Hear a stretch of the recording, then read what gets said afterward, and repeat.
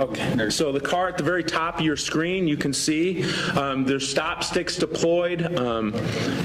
Right there, you can see the dust, the smoke off the tires. I think there's stop sticks deployed right there again as the car's going down. So his tires are getting flattened as it travels. As you can see, it comes up here on the bridge, and I believe, Deputy Farmer, you deployed one of those stop sticks, correct? I deployed stop sticks at 2nd and Grand. Okay, then it keeps going. This is where JT Hand is right here, and I believe you'll see this Crown Vic get moving here in just a second. The car stops and actually backs up. You can see the people on the bridge a little concerned. JT, is that where you get in the car? Yes. That's our first point of contact.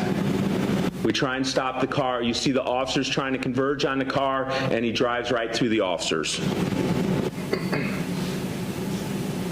This is when the pursuit actually takes place that's going down the parade route. Of course, we have the helicopter calling it out, and we have the officers along the route calling it out. I don't think people appreciate the speeds this car reached. We estimate just from bystanders, probably 50 to 60 miles an hour with no tires. He's running on rims. Very dangerous.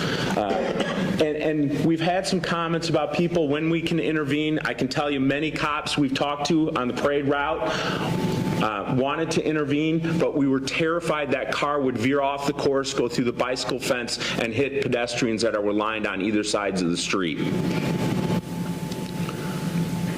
So that Independence officer grabbed in our cruiser. We'll talk about the Bill to Independence later.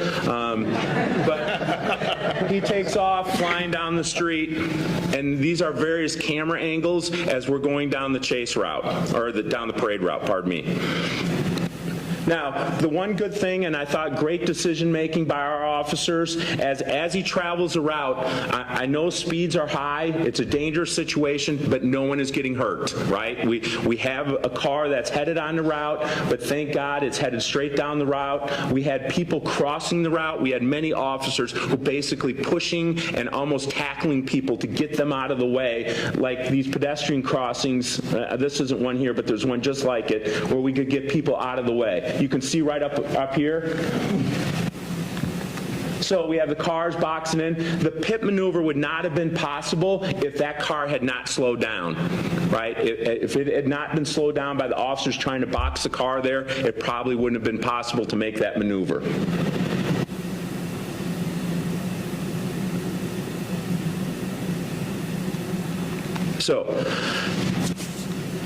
So I wanted to introduce the officers. JT Ham from Independence was the one who initially made contact with the car on Grand. He's also the one that followed the car all the way down the route and eventually executed the pit maneuver that stopped the car.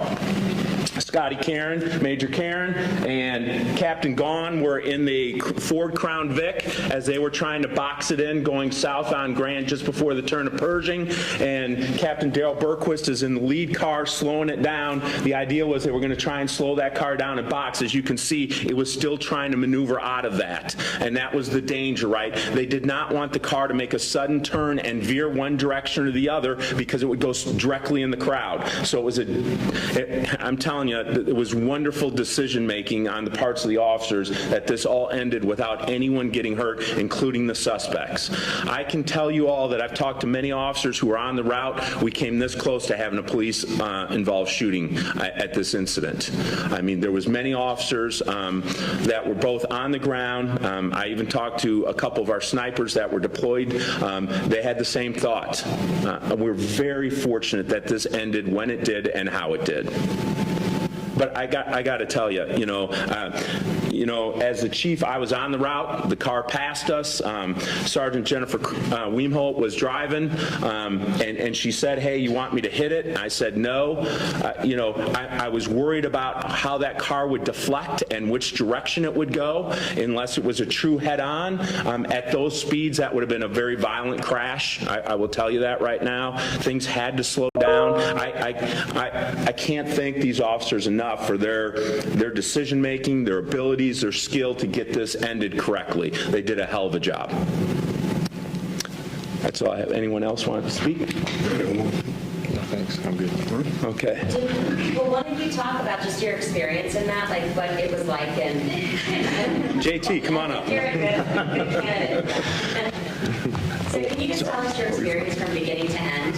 I mean, we really didn't know when he entered the route what his thought process was. We didn't know if it was like a terrorist attack or if it was just D Ford trying to get a jump on a good seat. But like I said, I think we all thought that it was evil intent and needed to get him stopped. So when you get behind him and you're following him down that route, like what are you thinking?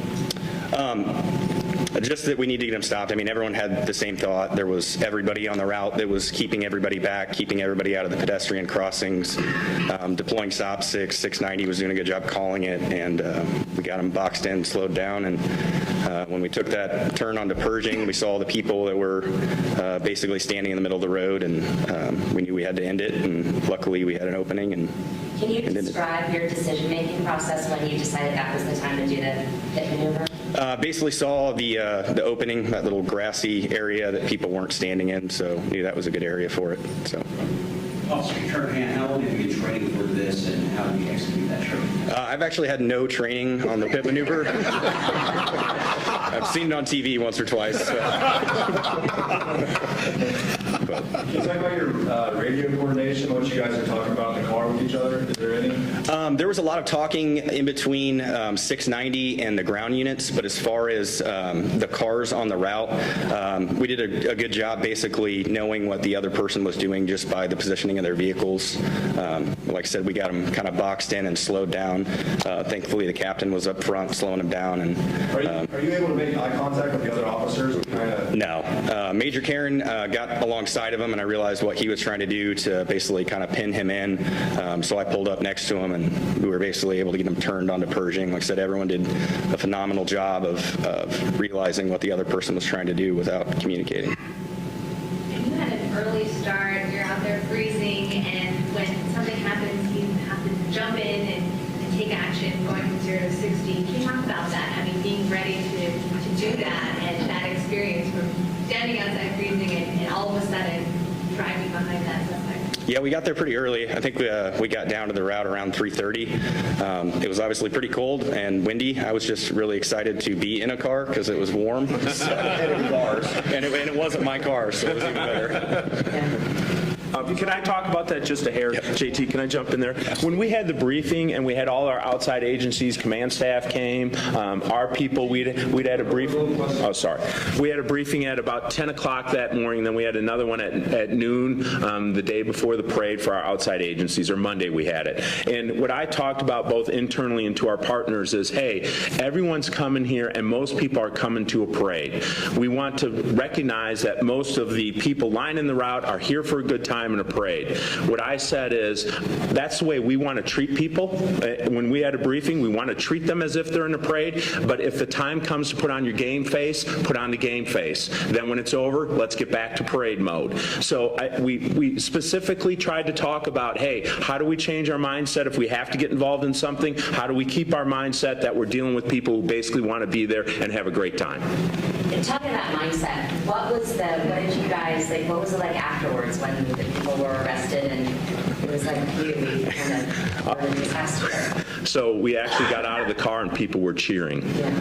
They were cheering loudly for the police. It was really it was kind of humbling, to tell you the truth. It was really kind of neat. But we get in adrenaline dumps like everyone else. I mean, you're involved in some of this. I walked up to Scotty afterwards and he had his hands out and they were shaking. He goes, "It's still happening." I go, "Yeah, I got it, Scotty." It takes a minute to come down from all that, right? It's a lot of excitement. And when we first heard the radio get called out, I'm saying to Jennifer, is he on the route? Because we're like, how is, because your mind's processing, no one's on the route, right? We're on the route. The police are on the route. What's that guy doing on the route? So, it takes a second to get it all in, but then it's just reaction. You start working, you know what you have, and you have to start planning on what your moves are going to be to try and make it, to end this situation. We had one of the officers talk about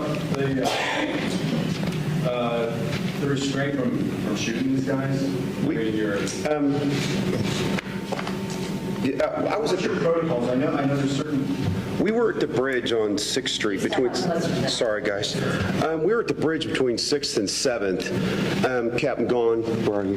He was riding shotgun, and like the chief said, you hear somebody's on the route. Well, you have people get on the route of a lot of our events by accident. And it could just be somebody trying to get somewhere. And so when you're hearing it, there's a delay of they're on the route. Is this just somebody we're turning around? Are we turning them around and getting them off the route and it's all harmless and good? And then you hear he's dragging bicycle racks and we've stop sticked him and you're like, oh, yeah, this is bad. And then so we tried to stop him down there on the bridge. And like the chief said, there was a moment where there were a bunch of weapons out and people were doing the calculus in their head about, is this the right time? Is this the right place? Is this going to work right? You know, and everybody that's law enforcement that's in this room, you don't think about it because you've been trained. You know that if you shoot, we're responsible for where that goes, which is citizens, everything around it. So there's a lot that goes into everybody's individual thought process, which gratefully no one shot. But like I said, there was a delay on the route part. For 10 seconds or so, we weren't sure who was on the route and why. So that's part of the delay. It wasn't anything else. Officer Cannon, they're talking about how bad this could have gone. You know, that a vehicle at that speed, going that fast, you know, and fear, and just, I mean, me imagining the pressure. I know you just acted in a minute of doing a pit maneuver in that crowd. I don't know how this Don knew this morning, like what you did and what happened, and that you were just work. So part of the reason we're here today right now, part of the reason I'll take this answer is because we're actually recognizing what did not happen because of the heroic acts of these gentlemen that are behind me, and frankly, of everyone in the law enforcement community yesterday. I think you've already heard a description of the people that were along the route. You heard a description and you know the event that existed. And what we saw yesterday was absolutely exceptional work and decision-making by law enforcement. And let's just make the point clear, right? Even the suspect is sitting in a jail today, but is uninjured. That does not always happen. It's heroic acts by the people that are behind us that we're here to recognize today. It's outstanding planning by our police department, by our partner agencies, and that's the reason that everyone is safe today, that everyone had the chance to enjoy a parade. Another one for you, Mayor. So the way that this happened, I mean, it did reflect so well. I mean, is this going to go on the city's record for making other reasons? Hey, we can handle big events. We can handle the World Cup. We can handle the NFL draft. We can handle big crowds. Like, look how our police responded to this. Look how, you know, the city responded to this giant event. Well, look, I was at the parade yesterday. My family was at the parade yesterday, hours after this incident. So I have great confidence in our law enforcement agencies. I have great confidence in everyone who was a part of it. I think you've seen time and time again, Kansas City is a community that can handle big events. That's helped even more by the cooperation that we've had among agencies that are a part of it, even more by, I think, the outstanding training that we get in our department and other departments in our region. And I think anybody who was there yesterday, just like anybody who goes to a football game every weekend or anything that happens here, can be safe in Kansas City precisely because of the good decision-making we have from our officers and, frankly, from, I think, the great training that you've seen over time. And so I have confidence for all future events that we will be able to handle it well. But one thing I do want to say, and I say this as somebody who's trained to do something, whether I'm good at it or not, who knows. But you can get all the best training in the world, but there is that point, as is discussed, that you have to have great decision-making. And I think the decision-making in a very tough circumstance that you saw yesterday was nothing short of exceptional, amazing, and heroic. And I hope these officers get a chance to rest and recognize, I think, the great work they did for our community yesterday. Yes? Have you seen the videos of the crowd applauding the officers? The what? The video of the crowd applauding the officers after the takedown. I am sure they're... Huge eruption. What do you think that says about the people? Oh, well, A lot. I think you can take a lot of things from that. First of all, one, it recognizes, I think, the good work that was done here, but I think it also recognizes the goodwill that we've built with our community over years in Kansas City. I won't go too broad on this, but there are some communities where there are tough relationships between law enforcement and the community. I do not believe that by and large this is one of them. I think what you've seen is that our community respects the work of our police department, and that is not accidental. That's the result of lots of work, hours and hours of work in the community each day that I know our department does. And actually, I know a little bit about Independence that I know their department does, Clay County Sheriff's Office and so many others. And so I think what you saw yesterday was a recognition first of the great work that was done by the gentleman behind me. But I think next that our community respects law enforcement, no matter what part of the community they're from. I mean, one thing I've said a few times about this parade was that what's kind of cool about it is that you had folks of every background from all throughout the region, and all of them are celebrating a team, but I think all of them were celebrating our law enforcement officers yesterday as well. Can I? From Independence, Kansas City, and I'm sorry, I can't see your name badge, but are you with Clay County? Yes. Could you step up and tell your experience yesterday? So yesterday I was assigned to the position at 2nd and Grand, and I had heard I had earlier been over at Berkeley Riverfront Park, so I was familiar with what they had set up over there, and I had heard it come across the radio that a Ford Taurus had gone through a checkpoint there, and then I immediately after that heard that it had gone through the barricade and dragged it several feet, and then it was heading towards the overpass to head to Grand. And so I knew it was going to come right towards me. I was standing beside my car, and I seen a car come around the corner, coming right towards where Grand at the power plant there. And so I could tell it was traveling at a high rate of speed. So my first thought was that it needed to get slowed down. I wasn't sure at the time exactly what was going on with the car, what his issue was, but so my first thought was just grab stop sticks so that he could get slowed down. I knew there was several officers behind me that would be able to take care of it from there, but I just wanted to get the car slowed down. Can I add two things real quickly? We're going to draw this to a close. I said pit maneuver. I think I'm supposed to say tactical vehicle intervention. Thank you. Not pit. Yeah, TVI is the proper term. I thought, the guys at the training are going to kill me if I say that. So let's get that if you want to quote it properly. The other thing is, just to brag on some officers real quickly, they probably don't know I'm going to do this. I don't know if anyone saw the posting, I believe it was on Facebook, about the little kid who was on is it Nintendo Switch? Is that what it's called?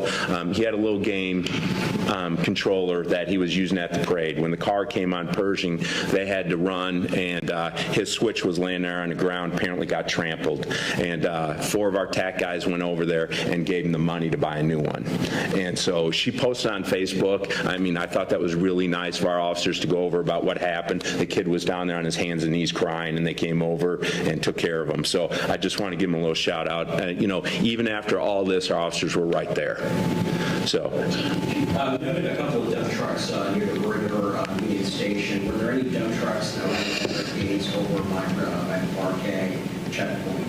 There was not. There was not dump trucks. And obviously, we have some things we need to look at. We understand. I will tell you that it's impossible. Every marathon that happens in this town, every run, everything that's on the street, we constantly talk about the idea of a vehicle getting onto a route and what could happen. I mean, there's no way to harden the whole route all the time. We don't have enough resources, probably in this city, to make sure everything runs that way all the time. We try and make calculated decisions on our resources where we think it's best. You will see most everything around Union Station was pretty hardened. There was trucks all the way around that where we knew the mass of the crowd was going to be. So we talk about that. Obviously, we review our plans and we will look at them. One more question. Can you talk about the other things that happened as well, the arrests and the guy on the horse and all that kind of stuff? I wasn't prepared to talk about that. I was just going to talk about this and say good job to these guys. Can you talk about the driver, what you know about him and the impairment there?